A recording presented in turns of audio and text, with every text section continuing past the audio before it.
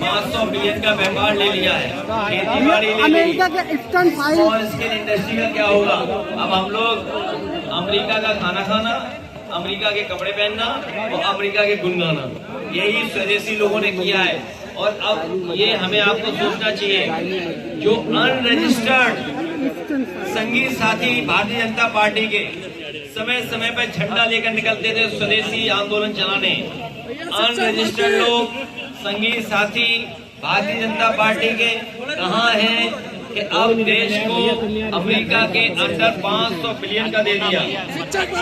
भैया दिल्ली में ज्यादा दिल्ली में ज्यादा जनता पहुंच रही है, दिल्ली में ज्यादा दिखता कन्नौज।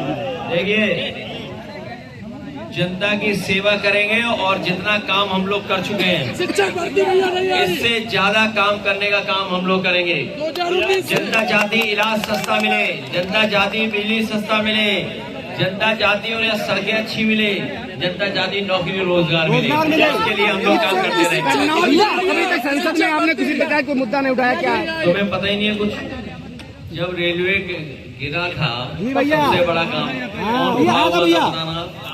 भैया कन्नौज की सड़कें, स्वास्थ्य और शिक्षा की हालत खराब है, क्या ये आपकी जवाब में नहीं मानी जाएगी? इसमें आपके पत्रकार भाई अपना नाम बता देगा, आलम कुछ जानता ही नहीं है बेचारा। भैया हर बार पत्रकार का नाम पूछते हैं, नहीं जानता ही नहीं कुछ बेचारा। चैलेंजर क्रिकेट प्रतियोगिता टीम जो टीमें खेल रही है, टीम उसका नाम है राजकीय engineering college versus Indergarh cricket team. दोनों टीमों के सदस्यों से मौका मिला। न केवल टीम के सदस्यों से मैं मिला हूँ, बल्कि जो 2 एम्पायर हैं उनसे भी मिलने का मुझे मौका मिला। 2 एम्पायरों से 2 बॉल खेलने का मौका मिला और 2 बॉल खिलाने का मौका मिला। मैं आयोजकों का विशेष धन्यवाद दूंगा, मिथुन सिंह बघेल जी का, अरुण कुमार जी का, मुकेश कुमार जी का, कमलेश बाथम जी, विका बाथम जी और विशेष सौजन्य डीएन इंटर कॉलेज, जिनके सौजन्य से ये बहुत ऐतिहासिक क्रिकेट का कार्यक्रम हो रहा है। मैं इन सबको बहुत बधाई देना चाहता हूँ। क्रिकेट का खेल बहुत और इधर आप लोगों को भी समझदार बनना चाहिए। मैं आपसे कह रहा हूँ कि सबसे महत्वपूर्ण बात है कि अमेरिका से जो समझौता हुआ है उसमें अभी तक जनता को ये नहीं पता है कि समझौते में क्या क्या आपने समझौता किया है। आपने एग्रीकल्चर सेक्टर बोला है, एग्रीकल्चर सेक्टर में फसल आनी है, आपकी फसल है, दूध है, दही है और इंफ्रास्ट्रक्चर और कारोबार क्या है आपका? आपने जवाब नहीं दिया। 500 बिलियन डॉलर का व्यापार देना है, कोई जवाब नहीं दिया आपने। कोई जवाब दिया? नहीं दिया। आपका स्मॉल स्केल इंडस्ट्री बर्बाद होने जा रही है। आप कह रहे हैं कि हमने इतने समझौते कर दिए, कौन सा कारखाना लगा दिया बीजेपी वालों ने यहाँ पे? बताओ मौजूदा काम कर रहे थे आपको क्या क्या उपलब्धि? हमारी उपलब्धि ये है कि जब रेलवे स्टेशन गिरा तो हमने पकड़ लिया सब बीजेपी के ठेकेदार थे, ये हमने पकड़ लिया। अगर ये बात नहीं सही है तो बताओ। उसके बाद खोखला है, विकास भी खोखला है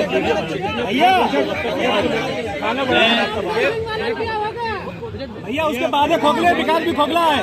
केंद्र सरकार का कहा है कि प्रधानमंत्री को कोई खतरा था, तभी हिंसा इसलिए बढ़ गई कि बीजेपी को फायदा होता है हिंसा होने से। जी भैया आप सरकार की नीतियों पर सवाल उठाते हैं। और देश के प्रधानमंत्री अपनी सेहत का सही रहने का 2 किलो गाली खाने की बात कर रहे हैं। देखो, ये हमारे प्रधानमंत्री में कई फार्मूले हैं, हमारे प्रधानमंत्री जी पे कई फार्मूले हैं। किसी ने कहा कि आप इतनी मेहनत करते हैं तो उनका पसीना हम अपने मुंह पे पहुंच लेते हैं, उसी से हम सब कुछ ठीक हो जाता है। भैया हम लोग भी यही काम करेंगे। भैया आप सरकार की नीतियों पर सवाल उठाते हैं। ये इसमें पीछे बीजेपी होगी। भैया आप सरकार की नीतियों पर सवाल उठाते हैं, लेकिन सांसद रहते कन्नौज के लिए आपकी सबसे बड़ी उपलब्धि क्या है?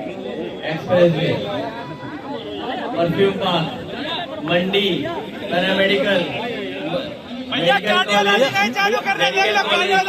डिपार्टमेंट, पूरा इलाज, आपका इंजीनियरिंग कॉलेज की घोषणा करोगे, अच्छे काम को खत्म करने वाले लोग कर देंगे। इसलिए वर्ल्ड क्लास स्टेडियम बनाने का हम लोग काम करेंगे, जिससे कि कोई अगर बैडमिंटन खेलना चाहेगा, कोई अगर टेबल टेनिस खेलना चाहेगा, कोई लॉन टेनिस खेलना चाहेगा, कोई वॉलीबॉल, कोई फुटबॉल, कोई हॉकी, कोई क्रिकेट या अन्य खेल, जितने भी खेल हैं, सब खेलों का एक बहुत बड़ा आयोजन करेंगे और समाजवादी सरकार बनेगी तो कन्नौज के लोगों को अंतर्राष्ट्रीय मैच फ्री दिखाने का काम हम लोग करेंगे। और जब लखनऊ में अंतर्राष्ट्रीय मैच होगा, जी भैया, जब भी होगा, तो हर विधानसभा से हम लोग लेके जाएंगे अपने नौजवानों को। 2 बस है, 2 बस तो नहीं, 100 बस से कम नहीं। स्टेडियम है 50,000 का, जी भैया, 100 बस भी नहीं जा सकते हम लोग। जिंदाबाद। हर एक इंटरनेशनल मैच में अपने यहाँ के लोगों को मैच दिखाने का काम करेंगे और अंतर्राष्ट्रीय कैसे यहाँ आयोजन हो सके खेल का, उसका भी इंतजाम करेंगे। मैं